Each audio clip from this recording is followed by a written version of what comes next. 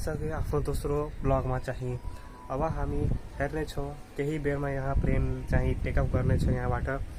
त्यो नजारामा तपाईहरुलाई हेराउने छु। एकछिन मात्रै पक्नु तपाईहरु, एकछिन मात्रै प्लेन चाहिँ आउँदैछ। तपाईहरुलाई चाहिँ यहाँबाट प्लेनको आवाज आउँदै होला, किनभने अब प्लेन चाहिँ आउने छ। एकछिन मात्रै वेट गर्नुपर्छ क्या। त्यो चाहिँ त्यहाँबाट घुमेर तब योबाट चाहिँ जाने गर्छ क्या। अहिले चाहिँ त्यो प्लेन स्टार्ट भएछ, त्यसको इन्जिन दुइटै यताबाट हेराइरहेछ। तपाईहरुलाई हेराउँदैन किनभने यो बीचमा एउटा घर आइहालेछ के, त्यसकारण तपाईहरुलाई चाहिँ हेराउँदैन। त्यो प्लेन चाहिँ यहाँ आउने गर्छ। यहाँ आउँछ भने म तपाईहरुलाई हेर्नेछु, किनभने यहाँबाट पुरा खुलेको देख्न सक्नुहुन्छ। तपाई हेर्नु त्यो पोइन्टमा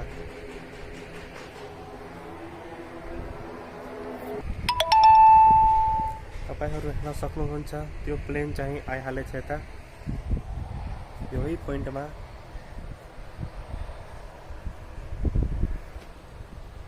तपाईहरु हेर्नु होला।